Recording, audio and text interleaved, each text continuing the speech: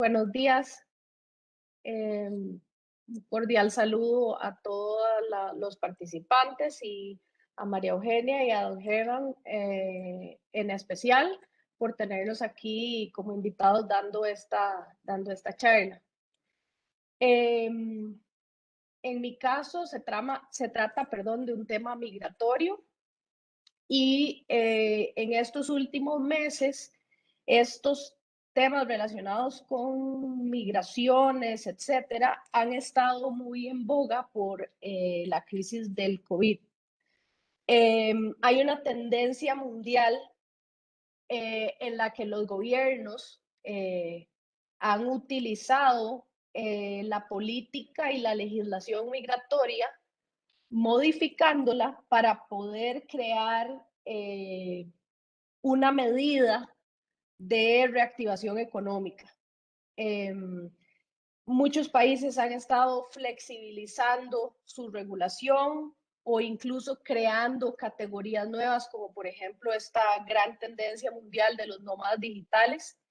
Eh, y con eso lograr incentivar atracción extranjera en países como el nuestro y, como les digo, ha estado presente y empezó hace varios meses en Europa, y en América hay bastantes países que están echando mano de estas medidas y estas modificaciones a la legislación existente. Por ejemplo, esa regularización de los nómadas digitales, esto no es una tendencia nueva, el nómada digital viene desde hace muchos años existiendo, pero nunca habían buscado regularizar, por ejemplo, esa condición de ese turista de larga estancia, por ejemplo, para así decirlo de alguna forma. Entonces, digamos, en América hay bastantes países que ya incluso tienen legislación que están aplicando. Y bueno, Costa Rica no se ha quedado atrás en eso, incluso uno de los primeros países en América en llevar esta reforma a su Asamblea Legislativa fue Costa Rica. Sin embargo, duramos un poco más en aprobarla, pero también este proyecto de ley para la atracción de inversionistas, rentistas y pensionados son categorías que ya existían. Sin embargo, había mucha gente que no aplicaba a solicitarlas porque se quedaban en Costa Rica como un turista de larga estancia, como les digo, salían cada 90 días, etcétera. Sin embargo, con los cierres de fronteras, eso cambió un poco la visión de la gente. La gente quiere estar un poco más en Costa Rica, no quieren salir, ¿verdad? Y ya muchos tienen las condiciones y los requisitos que establece la ley para aplicar por estas categorías. Esta ley, como les digo, se llama la Ley para la Atracción de Inversionistas, Rentistas y Pensionados. Es la número 22.156. Fue aprobada el 10 de junio de este año por nuestra Asamblea Legislativa. Salió publicada en la Gaceta el 14 de julio de este año, y la ley, tal y como fue aprobado este proyecto, establece que el Poder Ejecutivo debe publicar un reglamento para el cual tiene 60 días para publicar. Entonces, en este caso, por aquí del mes siguiente, octubre, una cosa así, ya tendría que salir este reglamento. La ley establece cosas más generales, sin embargo, el reglamento nos va a dar los pasos más específicos para poder aplicar, sobre todo a los beneficios que trae, y la coordinación de la aplicación de estos beneficios con el Ministerio de Hacienda, que es el ente rector en ese tema. Entonces tiene que haber una coordinación entre la Dirección General de Migración y Extranjería y el Ministerio de Hacienda, que básicamente el reglamento nos va a indicar cómo va a funcionar, ¿verdad? Aquí, como ven, tenemos en esa ley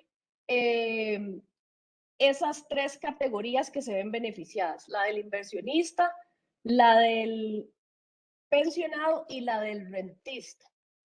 En este caso, el rentista mantiene el mismo monto, que es recibir $2.500 mensuales.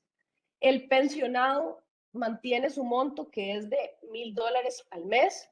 Sin embargo, el gran cambio se da en el monto mínimo de la inversión que tiene que realizar un extranjero aquí en Costa Rica, donde antes era de $200,000 y ahora es de $150,000. Aquí sí hay un cambio grande porque pues había gente que a veces se quedaba un poco corta en la inversión y no podía aplicar. Sin embargo, al flexibilizar y bajar este monto, pues es una gran oportunidad y mucha gente podría aplicar a, a los beneficios que trae esta ley.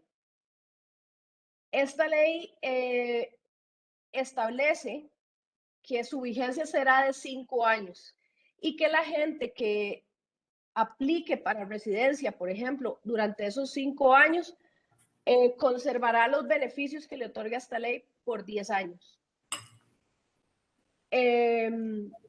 Los beneficios específicos trae una exención de impuestos por una única vez, esa es la regla, en la importación de menaje de casa, donde incluye, digamos, en esta parte, en la ley indica muebles del hogar, electrodomésticos, artículos de decoración, utensilios, etcétera.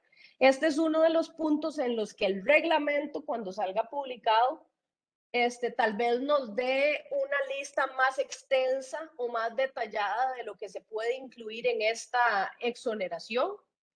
Sí establece una excepción y que es que si en algún momento se da la pérdida de los bienes por robo, por ejemplo, se puede aplicar, demostrando esta situación, se puede aplicar de nuevo esa exención de impuestos. Sin embargo, como les digo, el reglamento es la que nos va a dar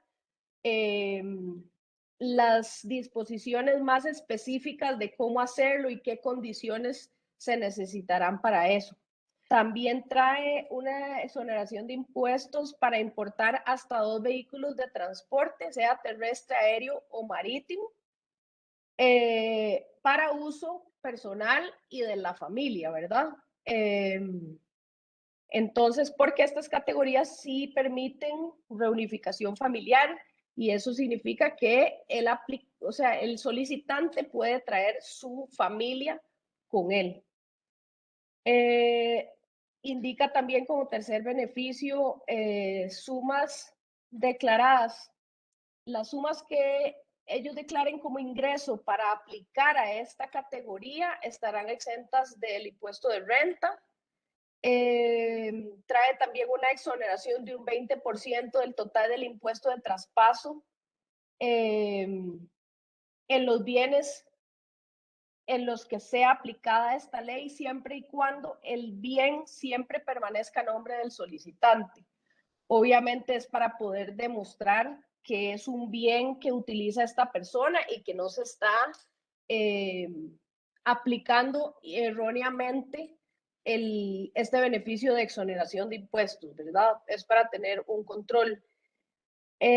También trae un beneficio que es una exoneración de impuestos en la importación de equipos que utilice el solicitante o en este caso el beneficiario de la ley para ejercer su ejercicio profesional.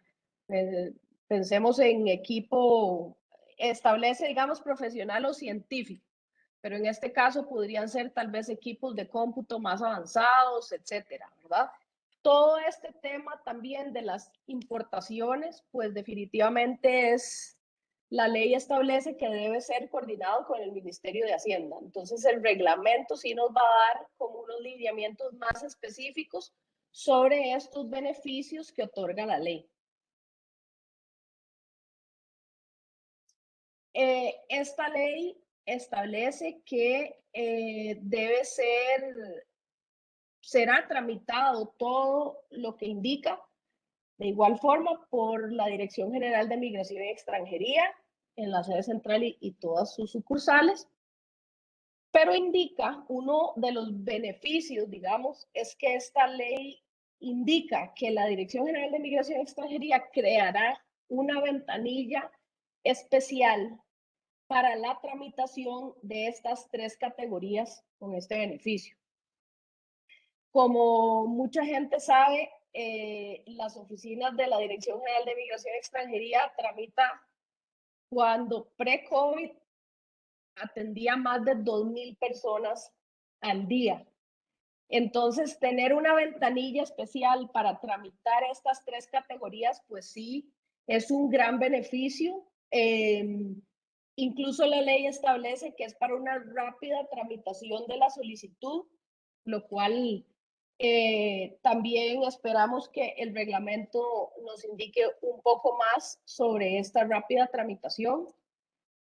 Sí establece en todo momento que todas las exoneraciones de impuestos, tanto en la importación del menaje como de los vehículos que indica y de los equipos para el ejercicio profesional, tienen que ser coordinados con el Ministerio de Hacienda. Entonces, la importancia del reglamento en este caso es que nos va a dar los detalles, la letra menuda de cómo aplicar todos estos beneficios, cómo debe ser comunicado de la Dirección General de Migración y Extranjería hacia el Ministerio de Hacienda, si necesita un procedimiento, etcétera. Pero la gran noticia o la gran buena noticia es que ya estos beneficios están aprobados en la ley y que ya es cuestión de tiempo para poder aplicarlos ya en el día a día.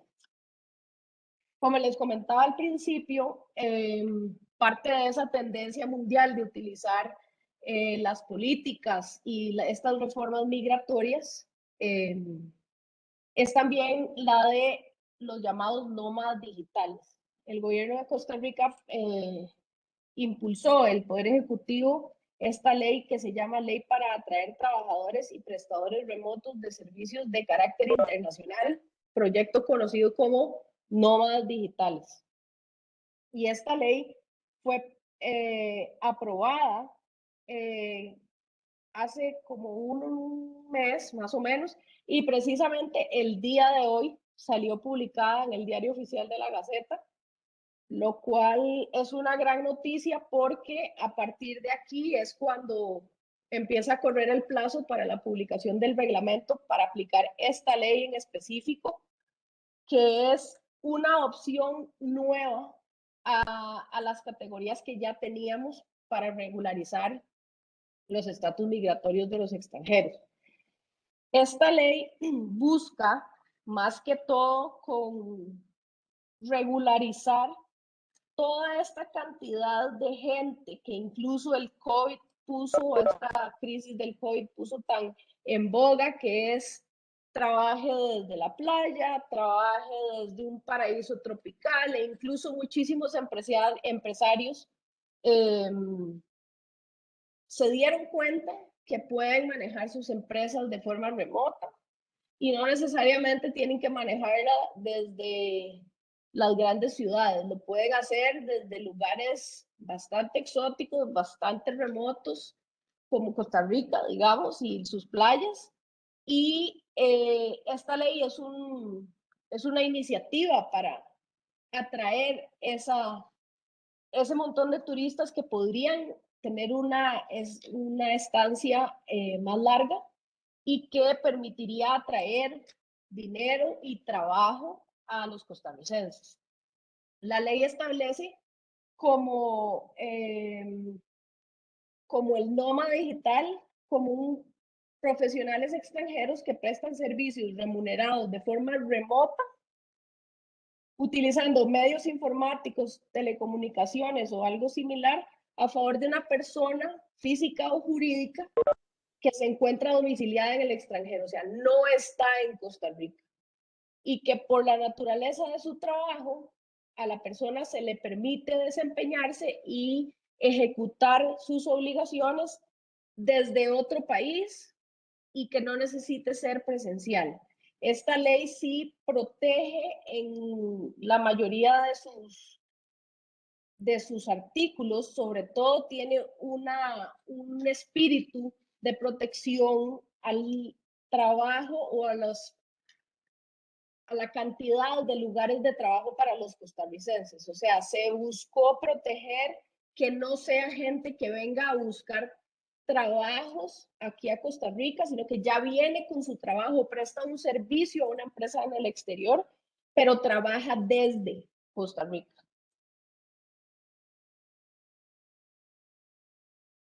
Esta nueva categoría, como les digo, está catalogado, se pensó como una estancia, que es un tipo de estatus que no es una residencia, es, es, es como una visa de larga estancia, básicamente. Eh, el solicitante o el beneficiario de esta ley puede, en el transcurso de esa estancia legal, solicitar la residencia y cambiar su estatus perfectamente. Sin embargo, no es una residencia. En este caso, permite la reunificación familiar, o sea, el trabajador remoto puede venir con su familia, puede venir, incluso aquí hay una diferencia grande con la Ley General de Migración y Extranjería y su reglamento, que es que permite que no sea necesariamente un matrimonio, puede ser una unión de hecho, puede venir con sus hijos menores de edad, con hijos mayores de edad y hasta 25 años si tienen alguna discapacidad, e incluso permite a adultos mayores que vivan con ellos pueden verse beneficiados. El monto de ingreso mensual que la ley establece es $3,000 para una persona sola, digamos, que no venga con su familia, y si viene con su familia, el ingreso mínimo debe ser de $4,000. También establece que puede ser un ingreso combinado entre las dos personas que sean cabeza de hogar.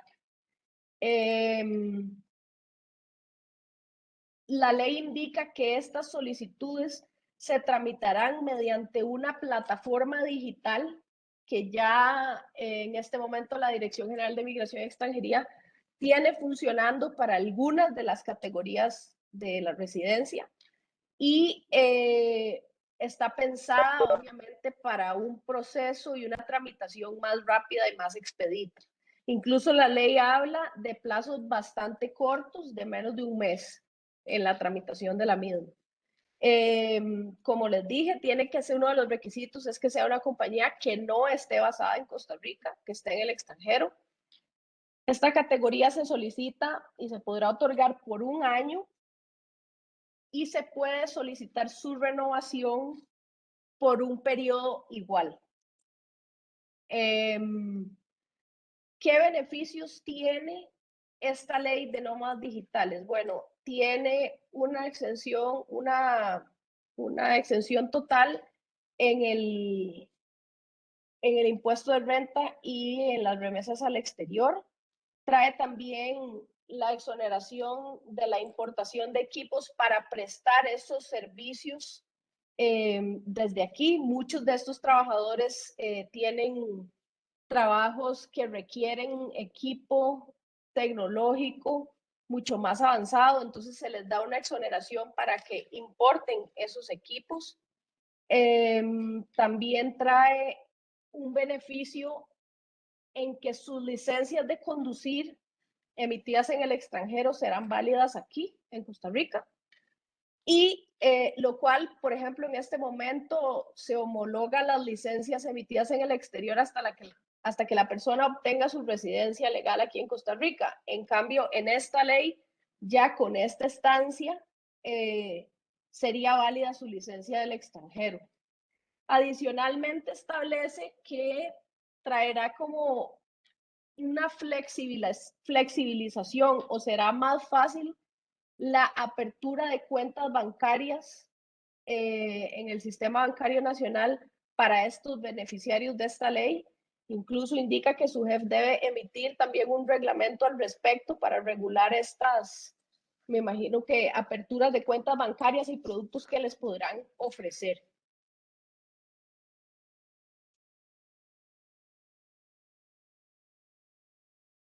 En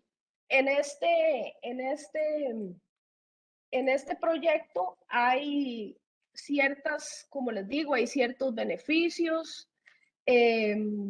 Cuando se aplica de forma familiar, se tiene que llenar o presentar otros requisitos, como son formularios familiares, fotografías, las certificaciones de nacimiento de los hijos para poder demostrar que son sus hijos. Se indica que se solicitará un único pago al gobierno. Sin embargo, no establece el monto y vendrá en el reglamento que deberá ser publicado a partir de hoy, dentro de 60 días, para poder establecer, igual que como en el anterior, la letra menuda de aplicar esta categoría. Presenta también la posibilidad de un poco más flexibles los documentos para demostrar el ingreso mensual del solicitante. Entonces, como ven, son dos leyes que trae una flexibilización a procesos que usualmente son bastante rígidos y un poco más largos en tiempo, que esperamos que estas dos iniciativas traigan una mejora en esos tiempos de espera. Definitivamente la crisis del COVID nos trajo el lanzamiento y la puesta en funcionamiento de la plataforma digital de la Dirección General de Migración y Extranjería, que se llama Trámite Ya, la cual hace muchos años venían diciendo que estaban desarrollando, pero nunca la ponían en práctica. Y claramente en una institución que recibía tantísima gente físicamente en sus instalaciones todos los días, tenían que buscar una alternativa para poder seguir prestando el servicio sin que la gente tuviera que ir físicamente a las oficinas de ellos. Y pues bueno, ayudó a que finalmente emitan lanzaran esta plataforma digital, la cual hasta el momento va funcionando bien, no está habilitada para todas las categorías migratorias, sin embargo, las que tienen funcionamiento han funcionado bien, tienen cosas que mejorar, pero definitivamente ha sido algo positivo que trajo esta crisis de la pandemia. Vamos a ver cómo sigue evolucionando. El tema será cómo mejorar día con día y poderle dar mejores tiempos de respuesta a los extranjeros que quieren vivir en Costa Rica, que es parte importante y que soluciones que deben ir acompañando estas reformas migratorias para que den el resultado que el gobierno busca. Y bueno, más bien, bienvenidos a Costa Rica, todos los que quieren aplicar. Y bueno, definitivamente estamos para servirles y sé que habrán consultas ya en cada caso y bueno, esperamos poder ayudarles y estamos para servirles. Bienvenidos a Costa Rica. Gracias, Margarita.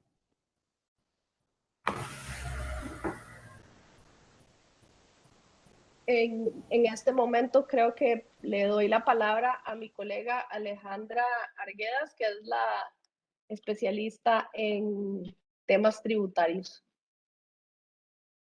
Gracias, Margarita. Buenos días.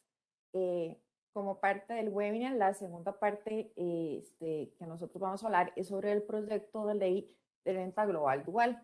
Desde el año 2016 aproximadamente, Costa Rica se ha visto envuelta en una serie de reformas tributarias. La última y tal vez la más sonada, o tal vez la que todos más nos acordamos, porque nos trajo un cambio muy significativo, es la 9635, que entró en vigencia el 1 de julio del 2019.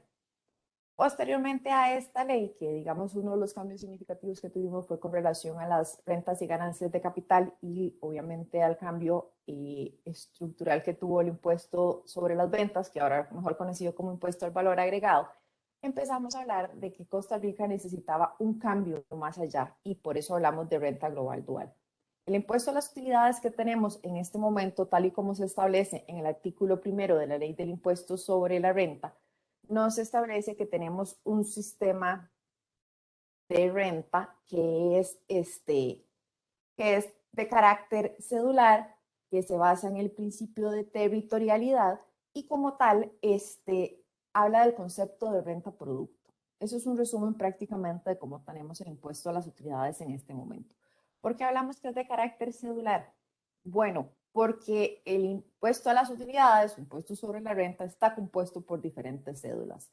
¿Qué son esas cédulas? Bueno, está compuesto por el impuesto de remesas al exterior, el impuesto al salario, el impuesto a la renta que tienen que pagar las personas físicas o las personas jurídicas por los ingresos que tengan. Está compuesto por por remesas al exterior, por retenciones propias de cada actividad, entre otras cosas. Tal vez el más común, o en este momento el que vamos a comparar y que vamos a ver lo que establece el proyecto de ley, es con relación a las personas físicas. El cambio en la renta, el cambio que está suponiendo la renta dual es específicamente hacia las personas físicas. Con relación a nuestro principio de territorialidad, que es algo que se mantiene porque es muy importante hacer la aclaración que la renta global no es lo mismo que la renta mundial. Costa Rica va a seguir trabajando bajo el esquema del principio de territorialidad, es decir, se grava toda actividad que sea realizada en el territorio nacional, o sea, todas las rentas que yo como sujeto pasivo reciba en el territorio nacional. Las rentas que yo genere en el exterior, claramente no voy a pagar sobre esas rentas aquí en Costa Rica. Que eso es diferente a cuando hablamos del principio de renta mundial, que es como el principio que sigue, por ejemplo, Estados Unidos, que toda actividad que realice un nacional en cualquier parte del mundo va a tener que pagar impuestos en su país de origen, en este caso Estados Unidos. Claramente para eso tenemos acuerdos de doble imposición para que no haya una doble tributación, así como acuerdos de información. Pero es importante tener claro que renta mundial y renta global no son lo mismo. Por eso Costa Rica sigue teniendo el principio de territorialidad. Cuando empezamos a hablar entre el sistema actual y lo que va a cambiar para las personas físicas, es que vamos a pasar de un sistema cedular, o sea, que son como diferentes pequeños impuestos que forman parte del impuesto sobre la renta, a uno global dual. ¿Qué es esto? Bueno, que si yo como profesional independiente, llámese abogado, contador, arquitecto, ingeniero, médico, resulta ser que trabajo para una empresa, por lo tanto soy asalariado. Claramente, dependiendo de la escala de tarifas que se actualiza todos los años, voy a estar sujeta al pago del impuesto sobre el salario, o puede ser que esté exento. Sin embargo, acordémonos que hay ciertos tipos de profesiones que nos permiten realizar actividades por servicios profesionales. Actualmente, si fuera el caso, como ejemplo, si Alejandra trabaja como asalariada y está dentro del rango, puede aplicarle una tarifa de pago de impuestos sobre las utilidades que puede ir un 10, un 15, un 20, un 25%. Pero como también tengo la opción de realizar actividades por servicios profesionales, aparte de ese impuesto que yo ya pago de impuesto al salario y la retención la hace el patrono, yo estoy obligada a presentar mi declaración de renta al final del periodo fiscal por todos los ingresos que yo obtuve adicional en mi condición de persona independiente. Entonces, claramente, si ya apliqué una exención en el tramo de impuesto al salario en mi relación como asalariada, no podría aplicarla en relación con mis servicios profesionales. O sea, voy a tener una actividad por servicios profesionales y otra como asalariada. La renta global dual, ¿qué es lo que hace? Que viene en este momento a abrazarme como persona física, que yo haga una única declaración anualmente sobre este tipo de actividad que yo realice. Cuando hablamos de renta producto versus renta ingreso, como vimos en la primera filmina, el impuesto a las utilidades aquí está grabado por renta producto, pero vamos a empezar a hablar por renta ingreso. ¿Cuáles son los ingresos que va a tener la persona física, indistintamente si es por su relación de dependencia de salario, si es por que tiene una relación de persona física con actividad lucrativa por servicios profesionales, y porque hasta podría tener una tercera actividad, que por ejemplo tenga una casa y se dedique a alquilarla y por lo tanto también tenga que hacer su declaración. Lo importante aquí es tener claro que vamos a mantener siempre el principio de territorialidad, y la excepción con relación al sistema cedular va a ser que las rentas de capital y las ganancias de capital sí se van a mantener como una excepción a ese sistema cedular. La renta global dual como tal nos dice que es un impuesto único, por decirlo así, sobre la renta de personas físicas de carácter personal y directo. La renta global como tal está basada en los principios de igualdad, generalidad, progresividad y no confiscatoriedad. Aplica una sola escala para todos los ingresos de personas físicas con actividad lucrativa y asalariados, y gravará la capacidad económica del contribuyente al disminuir de su renta total las reducciones y las deducciones previstas. ¿Qué es esto? Bueno, que por ejemplo, como yo soy una persona asalariada y todos los meses mi patrono hace una retención del impuesto, entonces ese pago, digamos, esa deducción que se va haciendo todos los meses del impuesto al salario, se va a tomar como un adelanto del pago de impuestos sobre la renta. Si al momento de llegar al fin del periodo fiscal se determina que adicional a mi ingreso como persona asalariada yo obtuve otros, ambos se suman y claramente voy a tener que hacer una única declaración de impuestos donde voy a decir, bueno, ok, ya yo adelanté de las retenciones que me hizo mi patrono un porcentaje, tendré que pagar una diferencia por los otros ingresos que tuve o no. Y entonces, ¿qué es lo que cambia para la persona física? Bueno, que las personas que son asalariadas al día de hoy no presentan ningún tipo de declaración, porque saben que es su patrono el que le hace la retención del impuesto al salario y es el que presenta la declaración correspondiente a retenciones a la administración tributaria. Esto cambia ahora, indistintamente de que yo tenga otra actividad lucrativa o no, que yo a final de año como persona asalariada voy a tener que presentar una declaración de renta ante la administración tributaria. Y esas deducciones o esas retenciones mensuales que realiza mi patrono se van a tomar como adelantos de pago de renta. Como cuando empezamos a hablar, continuando con el tema del hecho generador, como se dice el artículo primero de la ley del impuesto sobre la renta, lo que se hace es que se calcula sobre rentas de fuente costarricense. Cuando hablamos de rentas de fuente costarricense, ¿a qué nos referimos? Bueno, el artículo como tal dice que es el trabajo personal dependiente por jubilación o pensión, actividades lucrativas, rentas de capital, ganancias y pérdidas patrimoniales. Ese tipo de rentas tienen que ser generadas o provenientes de servicios utilizados, bienes situados, derechos y capitales utilizados en el territorio nacional, y se tienen que obtener durante el periodo fiscal. Cuando estén sujetas a retención, el monto retenido se considerará como un pago a cuenta del impuesto. O sea, esto va sumando para mi declaración y mi pago final. Claramente, como es una pequeña modificación que vamos a sufrir las personas físicas con actividad lucrativa, este mismo proyecto de ley establece una serie de exenciones de cuándo no va a aplicar esa obligación de que esas rentas, ganancias de capital y dividendos que yo obtenga van a estar grabados o no con ese impuesto sobre la renta global dual. Entonces, claramente el proyecto establece que son los fondos, digamos, lo que es el FCL, los fondos de pensión de la Caja y el Magisterio Nacional, las utilidades no distribuidas, los dividendos de acciones nominativas o cuotas sociales, las participaciones en fondos de inversión, las ventas ocasionales de cualquier mueble o derecho no sujeto a inscripción en registro público, pensiones alimentarias, anualidades de alimentación, indemnizaciones por muertes o incapacidades, becas otorgadas, fondos de compensación de precios de, por ejemplo, a productores, agropecuarios y demás, los intereses provenientes de valores emitidos por el Estado en el exterior, las remuneraciones de los gobiernos extranjeros que paguen a sus diplomáticos, cónsules y oficiales acreditados, los salarios, honorarios provenientes de la prestación de servicios de docencia y estrategia, por ejemplo, de la ERF, del CATI, entre otros, los intereses generados por saldos a cuenta, las ganancias de los premios de lotería. Esa lista taxativa que como tal está en el proyecto se va a considerar como una exención. Eso no lo vamos a tomar como un ingreso que vaya a ser grabado o que vaya a ser considerado como parte de la renta global dual. Los contribuyentes, bueno, con relación a las personas físicas cambia un poquitito, porque entonces decíamos personas físicas que tengan residencia habitual en territorio costarricense. ¿A qué me refiero con esto? Bueno, que tienen que estar más de 183 días durante el año calendario en Costa Rica.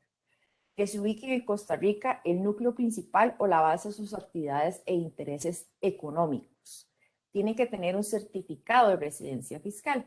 En el caso de los costarricenses con pareja en Costa Rica, siempre y cuando prueben que tiene una residencia en el exterior. Entonces, bueno, aquí amplía un poquitito más la misma obligación. Yo tengo que demostrar que yo tengo una residencia fiscal en otro país, que yo pago impuestos en otro país para que no me vengan a cobrar aquí en Costa Rica. Y en el caso de los extranjeros, que sea su residencia habitual aquí en Costa Rica como tal.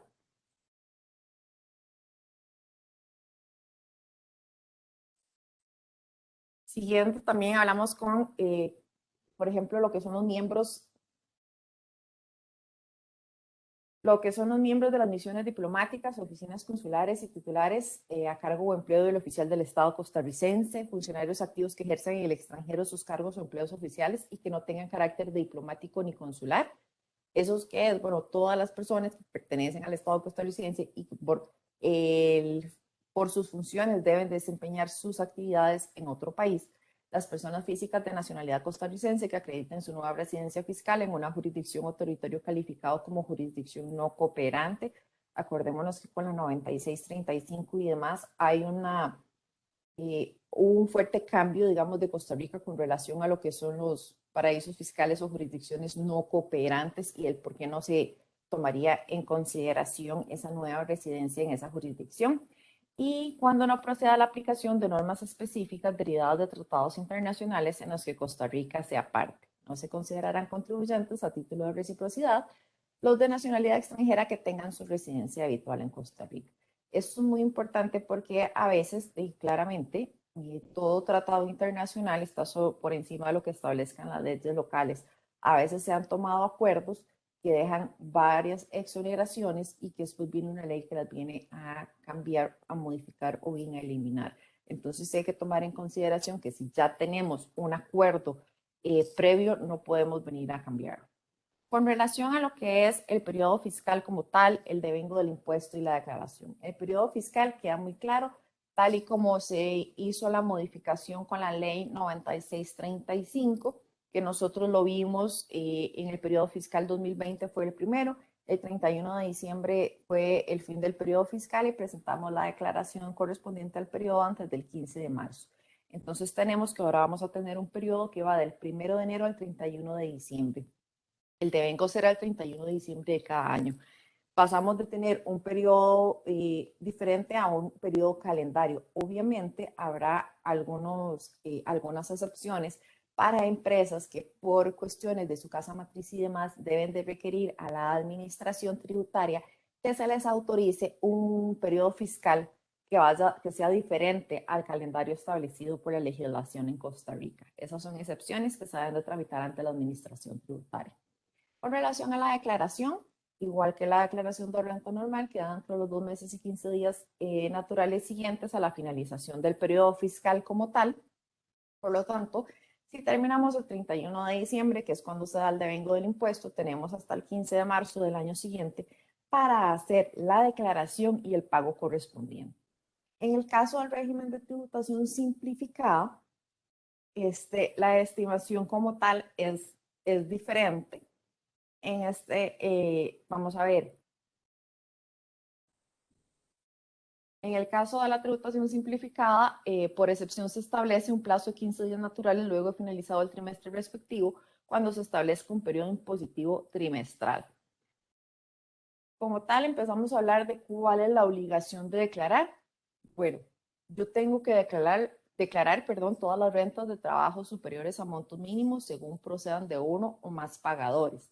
Cuando el pagador de las rentas de trabajo no esté obligado a retener pagadores residentes en el extranjero, pensiones alimentarias descendientes, cónyuge o su convivencia de hecho, cuando las personas ejercen actividades lucrativas cuando se obtengan ganancias patrimoniales no vinculadas a la actividad lucrativa y cuando se reciban rentas de capital que no hayan soportado retención ni ingreso a cuenta. En este sentido, es importante aclarar que con este sistema de renta dual, lo que muchas personas se preguntan es, voy a tener que pagar más impuestos, es que me están poniendo más impuestos, tengo que pagar más. Bueno, no son más impuestos, es el mismo impuesto sobre la renta que va a cambiar su forma de ser calculado como tal por parte de la administración y que me va a incluir en una única declaración lo que son mis actividades como asalariado y mis actividades como, digamos, persona independiente.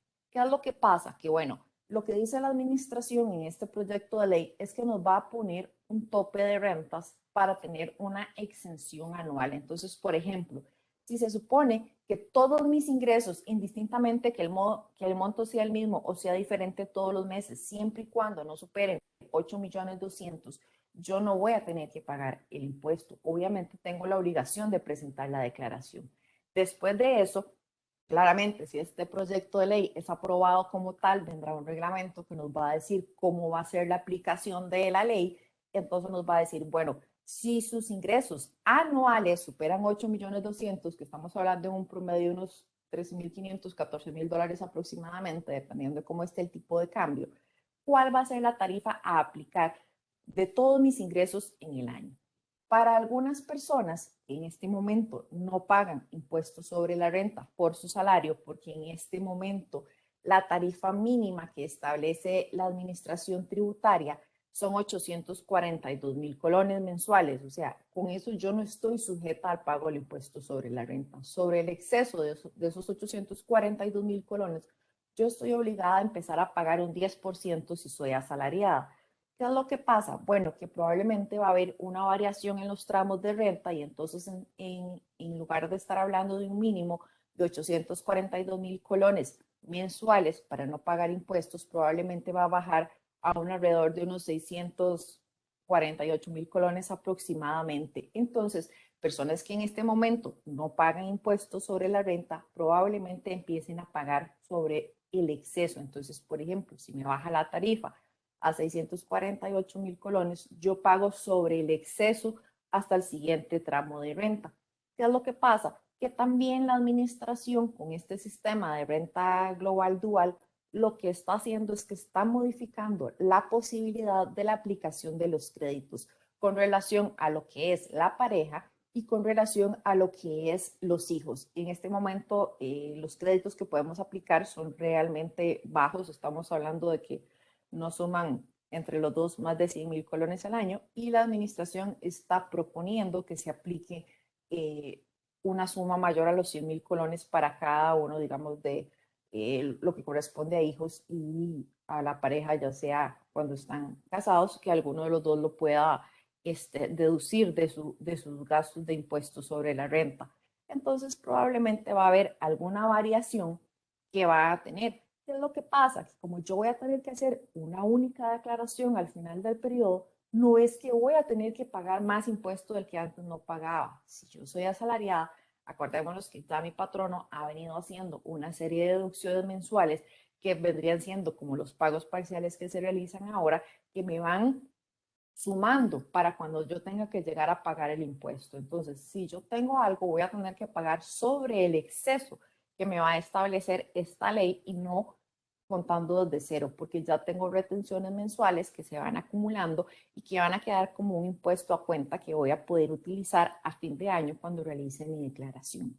Entonces, de una u otra forma, no nos vienen a cobrar, por decirlo así, más impuestos, no es un impuesto nuevo, es una forma diferente de ordenar el impuesto sobre la renta para las personas físicas, que nos viene a acumular todas las rentas indistintamente si son percibidas por una relación de dependencia o por una actividad completamente independiente. Simplemente lo que hace es sumar mis rentas y que yo las declare a la administración en una única declaración y haga un único pago al año.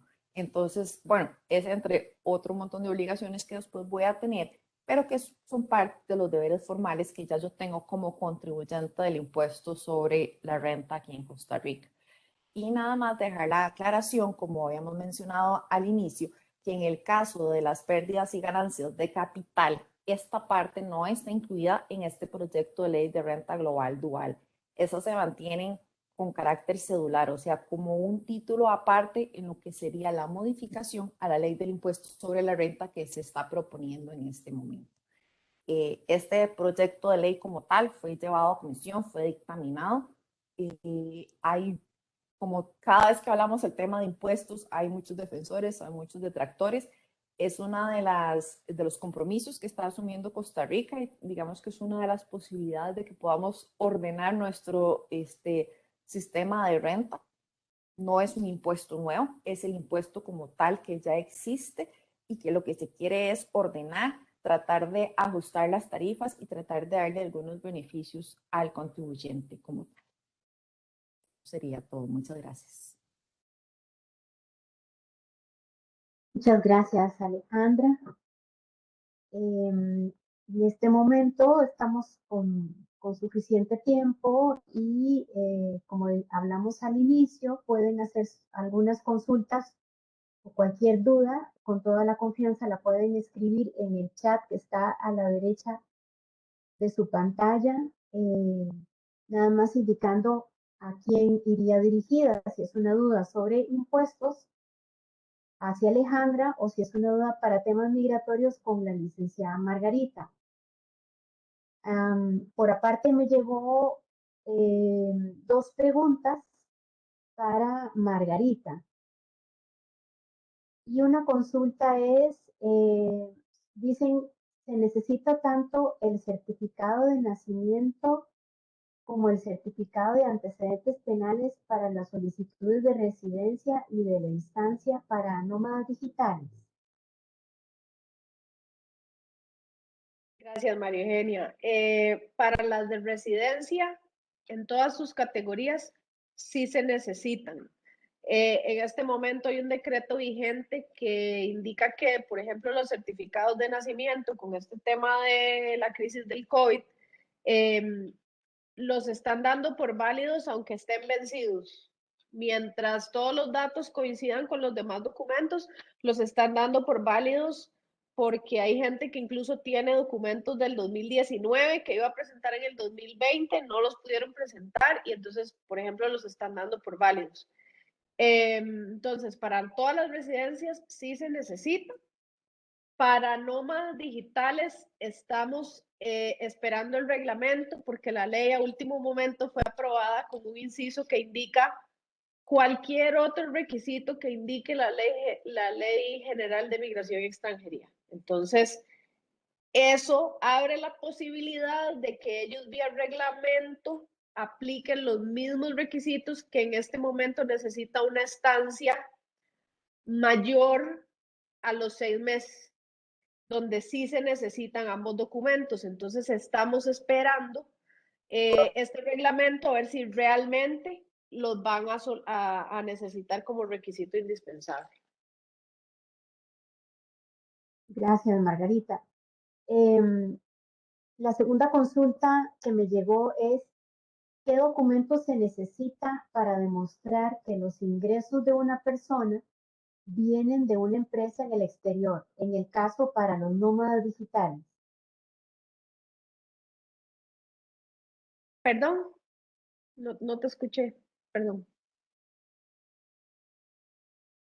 ¿Qué documento se necesita para demostrar que los ingresos de una persona vienen de una empresa en el exterior, en el caso de los nómadas digitales? Ajá. Bueno, algunas personas presentarán un contrato, por ejemplo, que tengan un contrato fijo con una empresa en el exterior. Sin embargo, también abre la posibilidad de que se pueda demostrar mediante estados de cuenta bancarios de meses previos, no indica cuántos, entonces debemos esperar tal vez, pero mediante esos estados de cuenta bancarios pueden determinar ellos el promedio de ingresos que ha tenido la persona, no sé, los últimos 6 meses, el último año, si es que solicitan, por ejemplo, esa cantidad de estados de cuenta. Entonces da un poco más de flexibilidad porque hay una gran parte de esta categoría de nómadas digitales que es gente que trabaja como freelance. Entonces no tiene un contrato fijo, pero sí trabaja de esta forma remota. Entonces con los estados de cuenta bancarios, pues abre esa posibilidad para más gente incluso, y bueno, tendremos que esperar a ver si nos da otra posibilidad, otros documentos que demuestren estos ingresos, pero por el momento creo que los estados de cuenta bancarios es un requisito bastante flexible versus los contratos físicos, ¿verdad? Firmados por la empresa y el solicitante. Perfecto. Se puede decir que en el caso también los nómadas no son residentes, ¿verdad? Se puede llamar a los nómadas aquellas personas que no son residentes en Costa Rica. Es un comentario de una persona. Sí, es correcto. Tal y como les decía, no es una categoría de residencia, va a ser una categoría dentro de la estancia. Entonces, sí, no van a ser residentes, van a ser extranjeros con un estatus legal aquí, pero no califican como residentes. Muy bien. Una pregunta también para Margarita. Antes de que el Ejecutivo emita el reglamento sobre la ley de inversionistas, ¿es posible que yo aplique esta ley para reducir la inversión de $200,000 a $151,000? Y es en este momento, si en este momento ya se tiene un trámite o una solicitud de residencia como inversionista. Bueno, recordemos que en efecto, aunque no tengamos reglamento, ya es ley de la República y la Dirección General ha indicado que va a aplicar de manera, digamos, extraoficial, por lo que nos han dicho en la plataforma de extranjería, es que se le va a aplicar a las solicitudes que están sin resolver en este momento, porque eso beneficiaría a mucha de la gente que está solicitando, que tal vez no está muy tallada para demostrar el monto, digamos, que es casi los 200,000, pero a veces el tipo de cambio o esas cosas les juega una mala pasada. Y en este momento ellos indican que lo que está sin resolver ahorita, ellos van, una vez publicado el reglamento, todas esas solicitudes que no han sido resueltas le aplicarían los beneficios tanto del monto como también calificarían para todos los beneficios que esta ley eh, otorga. Podría ser, digamos, las solicitudes en curso ya tienen los requisitos que nos establecía el reglamento de extranjería. Sin embargo, cuando se publique este reglamento nuevo, podría ser que las solicitudes que ya están ahí les haga falta algún requisito o alguna formalidad que con el reglamento ellos implementen, pero ya sería pues una cosa de corregir en el camino. Sin embargo, ellos han indicado que van a aplicarle a todas las solicitudes que están en trámite y que no han sido aprobadas los beneficios del monto. ¿Sí? Gracias, Margarita. Otra consulta es, si ya tengo residencia temporal renovada una vez, ¿podría aplicar a ser inversionista y obtener los beneficios que existen?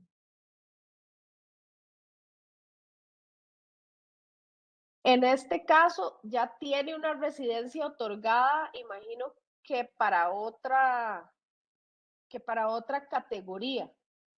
Sin embargo, este tipo de cosas nos las dirá el reglamento, si es posible o no, porque efectivamente habrá mucha gente, incluso nos han llegado muchas consultas sobre este tema, porque obviamente ahora esta ley trae consigo un montón de beneficios y había gente tal vez que antes podía aplicar por esta categoría y tal vez se decidió aplicar por otra y ahora obviamente esta es un poco más atractiva. Sin embargo, para eso sí tendremos que esperar el reglamento. Lo que pasa es que diría que al tener otra categoría ya otorgada, no sé si será posible pasarse. Bueno, muy bien, sería nada más entonces esperar el reglamento, revisar qué es lo que indica y verificar si es viable entonces. creo que hay una consulta ahí, dice que si debe esperar con la compra de una propiedad. En este caso, para que le apliquen los beneficios de exoneraciones de impuestos, etcétera, sí, porque en este momento nadie tiene claro cómo las van a aplicar y qué es necesario para eso. Claramente la propiedad le va a calificar dentro del plazo de la ley porque la inversión se va a realizar cuando la ley está vigente. Sin embargo, no tenemos un camino claro de cómo aplicarlo. Es exactamente igual cuando la gente me pregunta sobre la importación del menaje de la casa. La ley lo establece, pero Hacienda no tiene claro cómo va a ser el procedimiento para poder aplicarle ese beneficio, qué van a necesitar. Entonces, ahí para la última aplicación de estos beneficios, pues sí debemos esperar el reglamento para que podamos aplicarle todos los beneficios que la ley trae consigo. Gracias, Margarita.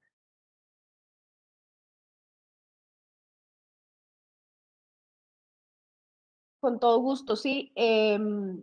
Definitivamente, una vez que tengamos reglamento para ambas leyes, tanto la de inversionistas como para la de nómadas digitales, me parece que debemos volver a dar la charla porque el reglamento nos va a dar la letra menuda de la aplicación de estos beneficios y definitivamente, créanme que nosotros aquí tenemos el calendario en la mano esperando este reglamento porque sí hay mucha gente interesada en aplicar y sobre todo porque los beneficios y las exoneraciones que trae consigo son bastante grandes y pues todos aquí estamos muy pendientes y créanme que en el momento que ya sea posible tener los textos de ambos reglamentos, definitivamente yo estaré en contacto con María Eugenia para poder hacer ambas charlas en ese momento. Completamente de acuerdo. Me parece bastante razonable porque sí hay muchas dudas. Y tenemos otra consulta que dice que la experiencia de ustedes para demostrar la inversión en propiedades puede aportar un avalúo privado. Esto porque el cliente a veces no desea subir el valor de la propiedad en la municipalidad, pues esto implica un mayor pago de impuestos.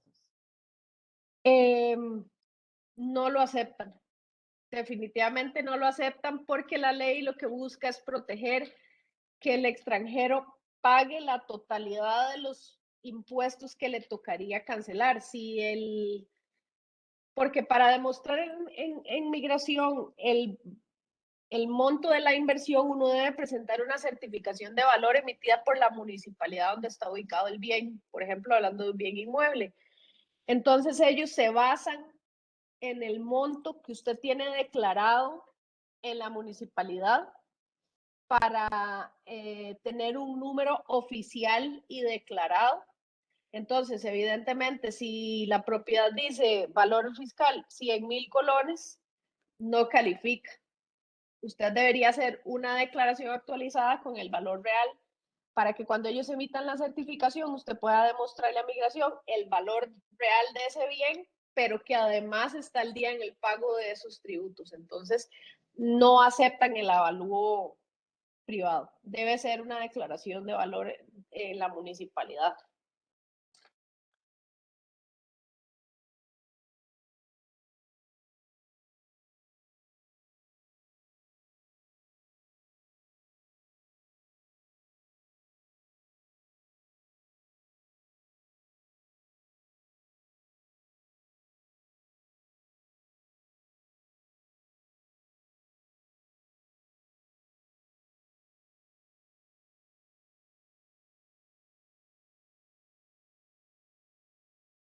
Sobre la consulta que está en el chat de la concesión de zona marítimo terrestre, me parece que habría que documentar bastante bien con la municipalidad el tipo de documento que ellos emitan para que la Dirección General de Migración y Extranjería lo tome en cuenta. Es un poco difícil cuando la inversión no se ha ejecutado.